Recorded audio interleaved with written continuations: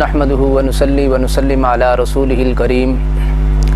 اما بعد فاعوذ بالله من الشيطان الرجيم بسم الله الرحمن الرحيم واذا قيل لهم آمنوا كما آمن الناس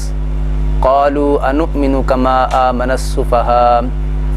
الا انهم هم السفهاء ولكن لا يعلمون قال الله تبارك وتعالى في مقام آخر فإن آمنوا بمثل ما آمنتم به فقد اهتدوا قال الله تبارك وتعالى في مقام آخر ومن يشاقق الرسول من بعد ما تبين له الهدى ويتبع غير سبيل المؤمنين نوله ما تولى ونصله جهنم وساءت مصيرا صدق الله مولانا العظيم وفي الحديث قال النبي صلى الله عليه وسلم تفترق أمتي على 73 ملة كلهم في النار إلا ملة واحدة قالوا من هي يا رسول الله قال رسول الله صلى الله عليه وسلم ما أنا عليه وأصحابي صدق الله مولانا العظيم ونحن على ذلك لمن الشاهدين والشاكرين والحمد لله رب العالمين اللهم صل على محمد وعلى آل محمد كما صليت على إبراهيم وعلى آل إبراهيم إنك حميد مجيد اللهم بارك على محمد وعلى آل محمد كما باركت على إبراهيم وعلى آل إبراهيم إنك حميد مجيد اسلام کی عظمت کے مینارے ہیں صحابہ، اسلام کی عظمت کے مینارے ہیں صحابہ،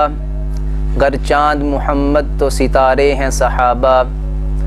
وہ چاند جو روشن ہوا بطحا کے افق پر، اس چاند کے تابندہ ستارے ہیں صحابہ۔ انتہائی قابل صد احترام بزرگوں، بھائیوں، سماعت فرمانے والی اسلامی ماؤں اور بہنوں، آج کی اس مختصر نشست میں صحابہ اکرام رضوان اللہ تعالی علیہم اجمعین کے معیار حق ہونے کو قرآن و سنت کی روشنی کے اندر عرض کرنا ہے۔ اسلام ایک عالمگیر دین ہے، قیامت تک آنے والی انسانیت کے لیے کامیابی کا دار و مدار دین اسلام پر عمل پیرا ہونے میں ہے۔ فمن زحزح عن النار وادخل الجنۃ فقد فاز۔ اللہ جل شانہ عما نوالہ فرما رہے ہیں کہ جو جہنم سے بچا لیا گیا اور جنت میں داخل کر دیا گیا فقد فاز، تو وہ کامیاب ہے۔ اب جہنم سے بچنے اور جنت میں داخل ہونے کے لیے دین اسلام پر عمل ضروری ہے۔ ایک آدمی اٹھتا ہے اور وہ قرآن و سنت پر عمل کرنے کی بات کرتا ہے۔ اب آیا کہ وہ جو عمل کر رہا ہے وہ عند اللہ مقبول ہے یا نہیں؟ وہ روزہ بھی رکھتا ہے، وہ حج بھی کرتا ہے، وہ اللہ کی راہ میں جہاد بھی کرتا ہے، وہ اپنے مال سے زکوٰۃ بھی ادا کرتا ہے، لیکن ان ساری چیزوں کے باوجود کہ اس کے یہ سارے اعمال اللہ جل شانہ عما نوالہ کے ہاں مقبول ہیں یا نہیں ہیں، اس کو معلوم کرنے کے لیے صحابہ اکرام رضوان اللہ تعالی علیہم اجمعین کے عمل کو دیکھنا ہوگا کہ آیا کہ اس کے یہ اعمال صحابہ کے اعمال سے میل کھا رہے ہیں یا نہیں کھا رہے۔ دنیا کے اندر ہر چیز کے لیے معیار اور نمونہ موجود ہے۔ آپ بازار کے اندر جاتے ہیں چاول خریدنے کے لیے تو آپ دکاندار سے جا کر کہتے ہیں کہ مجھے اس کوالٹی کا چاول دیں جس کا سیمپل میں آپ کے سامنے لے کر آیا ہوں۔ آپ چینی خریدنے کے لیے جاتے ہیں تو آپ چینی دکاندار کو یہی کہتے ہیں جا کر کہ مجھے اس کوالٹی کی یعنی موٹے دانوں والی چینی چاہیے، باریک دانوں والی چینی نہیں چاہیے۔ کپڑا خریدنے کے لیے جاتے ہیں تو اس کے لیے بھی ایک معیار اور نمونہ ہے۔ آپ اس دکاندار کو بتلاتے ہیں کہ مجھے اس معیار کا کپڑا چاہیے، اس کوالٹی کا کپڑا چاہیے۔ تو دین اسلام جو عالمگیر دین ہے، اس کے لیے بھی تو کوئی نہ کوئی معیار اور نمونہ ہونا چاہیے کہ آیا کہ یہ آدمی روزہ بھی رکھ رہا ہے، یہ جہاد بھی کر رہا ہے، تو یہ آیا اسلام کی مقرر کی ہوئی کسوٹی اور معیار کے اوپر پورا اتر رہا ہے یا نہیں اتر رہا، یہ اس کے اعمال اللہ پاک کے ہاں معتبر ہیں یا نہیں ہیں۔ تو اس کے لیے یہ سانچہ دین اسلام کے اندر اعمال کو پرکھنے کے لیے سانچہ اور کسوٹی حضور صلی اللہ علیہ وسلم کے صحابہ ہیں۔ یہ میں محض عقلی دلائل کی روشنی کے اندر یہ بات نہیں کر رہا کہ حق اور باطل کو پرکھنے کے لیے معیار صحابہ کرام ہیں کہ جس کا عمل صحابہ کے عمل سے میل کھاتا ہوگا وہ عند اللہ مقبول ہوگا، جس کا عمل صحابہ کے عمل سے میل نہیں کھاتا ہوگا تو وہ عند اللہ مردود ہے۔ یہ میں محض عقل کی بنیاد کے اوپر بات نہیں کر رہا، اس دعوے کے اوپر قرآن و سنت کے دلائل ہیں۔ قرآن کریم کے اندر اللہ جل شانہ عما نوالہ ارشاد فرماتے ہیں وَإِذَا قِيلَ لَهُمْ آمِنُوا كَمَا آمَنَ النَّاسِ، یہ حضور کے دور کے منافقین کو کہا جا رہا ہے کہ یہ منافقین ایمان جب کہا جاتا ہے ان کو کہ ایمان لاؤ کما آمن الناس، کہ جس طرح لوگ ایمان لائے۔ اور یہاں اس آیت مبارکہ کی تشریح میں تمام مفسرین کا اس بات پر اتفاق ہے کہ یہاں پر ناس سے مراد صحابہ کرام رضوان اللہ تعالی علیہم اجمعین ہیں، یعنی اللہ جل شانہ یہ فرما رہے ہیں کہ ایمان لاؤ جیسا کہ صحابہ ایمان لائے۔ تو صحابہ کرام کے ایمان کو، قرآن و سنت پر عمل کرنے کو اس آیت مبارکہ کے اندر کسوٹی بنایا جا رہا ہے کہ جس انداز سے صحابہ کرام ایمان لائے تم بھی اسی انداز سے ایمان لاؤ، تو پھر تمہارے یہ اعمال اللہ کے ہاں مقبول ہوں گے۔ اگر صحابہ کرام کے اعمال سے تمہارے اعمال میل نہیں کھائیں گے تو عند اللہ یہ اعمال مقبول نہیں ہوں گے۔ دوسری آیت مبارکہ اسی سورۃ بقرہ کے اندر اللہ جل شانہ عما نوالہ بیان فرما رہے ہیں کہ فَإِنْ آمَنُوا بِمِثْلِ مَا آمَنْتُمْ بِهِ فَقَدِ اهْتَدَوْا، کہ اگر یہ ایمان لائیں بِمِثْلِ مَا آمَنْتُمْ، کہ جس طرح کے تم ایمان لائے۔ مفسرین کرام فرماتے ہیں کہ آمنتم یہ جمع کا صیغہ ہے، اور یہاں پر نبی پاک صلی اللہ علیہ وسلم صحابہ کرام سمیت جو ہے یہاں پر مراد ہیں، حضور اور آپ کے صحابہ یہاں پر مراد ہیں کہ یہ منافقین جس طرح یہ ایمان لائیں جس طرح کے تم ایمان لائے، یعنی جس طرح صحابہ کرام ایمان لائے، تو پھر فَقَدِ اهْتَدَوْا یہ ہدایت یافتہ ہوں گے، ہدایت پائیں گے۔ اگر یہ صحابہ کرام کے ایمان جیسا ایمان نہ لائیں تو عند اللہ ان کے اعمال مقبول نہیں ہوں گے۔ تو یہ قرآن کریم کی دوسری آیت مبارکہ ہے کہ جس آیت مبارکہ کے اندر اللہ جل شانہ عما نوالہ نے صحابہ کرام کے ایمان کو معیار بنا دیا کہ یہ صحابہ کا ایمان معیار ہے تمہارے لیے، صحابہ کا ایمان کسوٹی ہے تمہارے لیے، تم ایمان اس طرح لاؤ جس طرح صحابہ کرام ایمان لائے، پھر تم کامیاب ہوگے۔ اگر صحابہ کے ایمان جیسا تمہارا ایمان نہ ہوا تو کسی صورت کامیاب نہیں ہو سکتے، لاکھ نمازیں پڑھتے رہو، حج کرتے رہو، زکوٰۃ ادا کرتے رہو، تمہارے یہ اعمال اللہ پاک کے ہاں معتبر نہیں ہیں۔ سورۃ نساء کے اندر اللہ جل شانہ عما نوالہ اسی مضمون کو بیان فرما رہے ہیں کہ اے قیامت تک آنے والی انسانیت تمہارے لیے اسلام پر عمل کرنے کے لیے معیار اور نمونہ حضور کے صحابہ ہیں۔ وَمَن يُشَاقِقِ الرَّسُولَ مِن بَعْدِ مَا تَبَيَّنَ، اللہ جل شانہ عما نوالہ ارشاد فرماتے ہیں کہ جس نے بھی اللہ اور اللہ کے رسول کی مخالفت کی ہدایت کے واضح ہو جانے کے بعد، وَيَتَّبِعْ غَيْرَ سَبِيلِ الْمُؤْمِنِينَ، اور مومنوں کے رستے کو چھوڑ کر کسی اور کے رستے کی اتباع کی۔ یہاں پر مومنین سے مراد صحابہ کرام رضوان اللہ تعالی علیہم اجمعین ہیں، کیونکہ حضور کے زمانے میں ایمان لانے والے جو لوگ تھے ان کو صحابہ کہا جاتا تھا۔ تو آیت مبارکہ میں اللہ پاک واضح طور پر بیان فرما رہے ہیں کہ جس بندے نے بھی اللہ اور اللہ کے رسول کی مخالفت کی اور صحابہ کا رستہ چھوڑ کر کسی اور کے رستے کی اتباع کی، نُوَلِّهِ مَا تَوَلَّا، تو اللہ پاک فرماتے ہیں کہ یہ پھر بندہ صحابہ کا رستہ چھوڑ کر جس راہ پر چلے گا ہم اس کو جانے دیں گے، وَنُسْلِهِ جہنم، ہم اس کو جہنم کے اندر ڈالیں گے، وَسَاءَتْ مَصِيرًا، اور جہنم برا ٹھکانہ ہے۔ تو ان آیات مبارکہ کے اندر اللہ جل شانہ عما نوالہ نے قرآن اور حدیث کے اوپر عمل کرنے کے لیے معیار اور نمونہ حضور کے صحابہ کو بنا دیا۔ صحابہ کرام کو، یہاں پر ایک چھوٹی سی بات عرض کرتا چلوں کہ صحابہ کرام کے ایمان کو معیار اور کسوٹی کیوں بنایا گیا؟ عمل کرنے کے لیے تو قرآن و سنت کافی تھا، تو اللہ سبحانہ و تعالی نے ان آیات مبارکہ میں صحابہ کے ایمان کو معیار بنا کر فرقہ واریت کا سد باب کر دیا۔ وہ اس طریقے پر کہ ایک آدمی اٹھتا ہے، وہ ایک اپنا بات ایسا نظریہ پیش کرتا ہے کہ جو نظریہ اہل سنت والجماعت کے نظریے کے مخالف ہے، لیکن وہ اپنے اس باطن نظریے کے اوپر قرآن کریم کی آیت کو پڑھ کر اس کے مفہوم کو اپنے باطن نظریے کو اوپر چسپاں کرنے کی ناکام کوشش کرتا ہے۔ جتنے بھی باطل فرقے پیدا ہوئے ہیں، قادیانیت کا فرقہ ہے،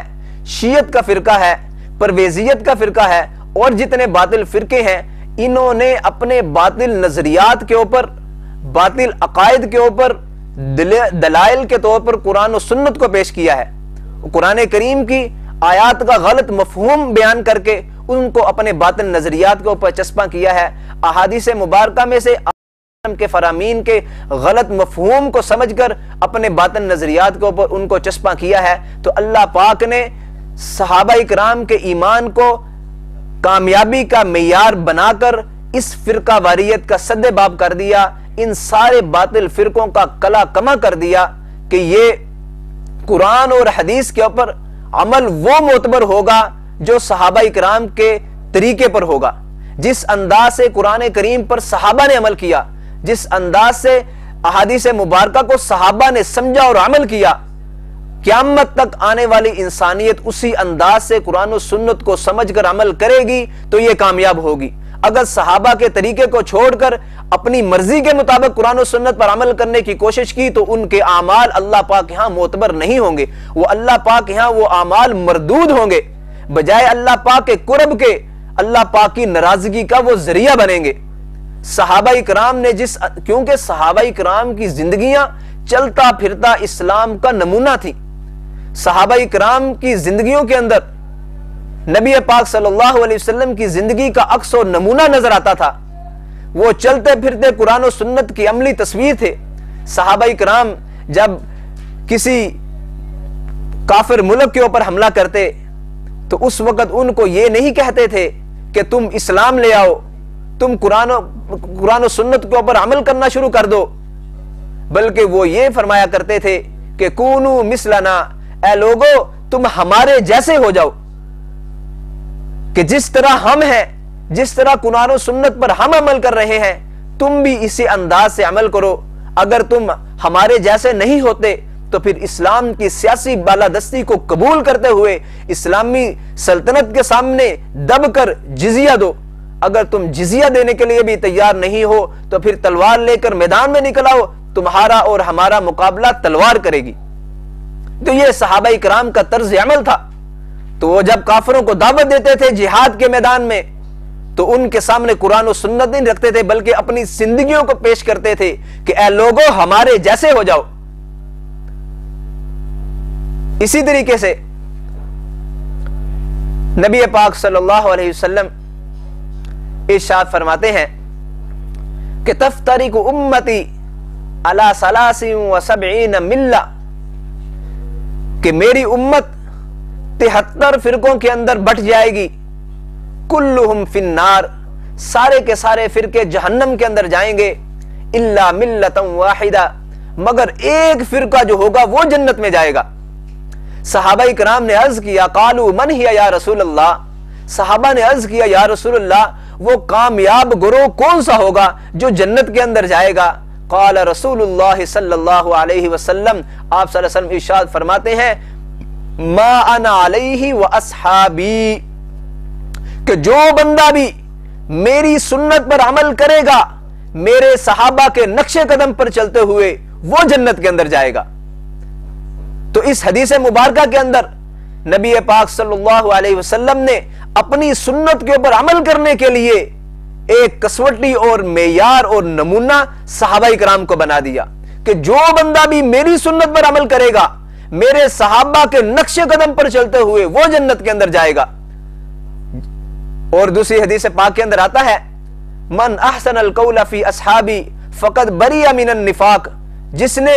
میرے صحابہ کے بارے میں اچھی بات زبان سے کہی وہ منافقت سے بری ہے۔ ومن اساء القول فی اصحابی، جس نے میرے صحابہ کے بارے میں اپنی زبان سے کوئی برا جملہ کہا، کان مخالفا لسنتی، وہ شخص میری سنت کا مخالف ہے۔ تو اس حدیث مبارکہ کے اندر صحابہ کے بارے میں بدگوئی کرنے والے کو آپ صلی اللہ علیہ وسلم اپنی سنت کا مخالف کہہ رہے ہیں، اور دوسری حدیث میں فرمایا کہ میرے سنت پر عمل کرو، اور عمل اس انداز سے کرنا ہے جس انداز سے صحابہ نے کیا تھا۔ تو صحابہ کرام کی زندگیوں کو ان احادیث مبارکہ میں معیار اور نمونہ بنایا گیا۔ صحابہ کی زندگیوں کو چھوڑ کر، صحابہ کے طریقے کو چھوڑنے والا سنت کا مخالف قرار دیا گیا ہے۔ تو میں نے شروع میں عرض کیا کہ حق اور باطل کو پرکھنے کے لیے معیار اور نمونہ حضور کے صحابہ ہیں، اور اس کے اوپر میں نے قرآن کریم کی 3 آیات مبارکہ آپ کے سامنے عرض کی ہیں، ان کا مفہوم، اور اسی طرح نبی پاک صلی اللہ علیہ وسلم کی احادیث میں سے ایک حدیث آپ کی خدمت میں عرض کی ہے۔ آئیے صحابہ کرام سے کہ صحابہ کرام کے اقوال کی روشنی کے اندر بھی اسی عنوان کا، اسی موضوع کا جائزہ لیتے ہیں۔ حضرت عبداللہ بن مسعود رضی اللہ تعالیٰ عنہ فرماتے ہیں، من کان مستنن فلیستن، جو آدمی کسی کی پیروی کرنا چاہتا ہے، فلیستن بمن قد مات، تو اس کو چاہیے کہ وہ فوت شدہ لوگوں کی پیروی کرے۔ جو کسی کے نقش قدم پر چلنا چاہتا ہے، کسی کو آئیڈیل اور نمونہ بنانا چاہتا ہے، تو اس کو چاہیے کہ فوت شدہ لوگوں کو اپنا آئیڈیل اور نمونہ بنائے، ان لوگوں کے نقش قدم پر چلنے کی کوشش کرے۔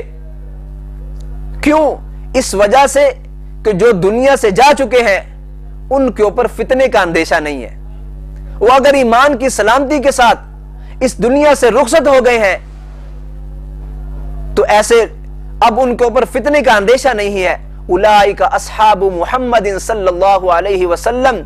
آپ رضی اللہ تعالیٰ عنہ فرماتے ہیں کہ یہ لوگ جو ایمان کی سلامتی کے ساتھ دنیا سے رخصت ہوئے ہیں، جن کے نقش قدم پر چلنا چاہیے، یہ حضور کے صحابہ ہیں،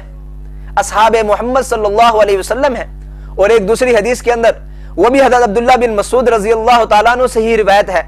اس میں حضرت ارشاد فرماتے ہیں، من کان متأسیا فلیتأس باصحاب رسول اللہ صلی اللہ علیہ وسلم، جو شخص کسی کے نقش قدم پر چلنا چاہتا ہے تو اس کو چاہیے کہ اصحاب رسول صلی اللہ علیہ وسلم کے نقش قدم پر چلے۔ کیوں؟ فإنہم ابر هذه الامة قلوبا، اس لیے کہ یہ اصحاب محمد صلی اللہ علیہ وسلم اس امت میں قلوب کے اعتبار سے سب سے بہترین لوگ ہیں، یہ اس امت کے سب سے بہترین لوگ ہیں۔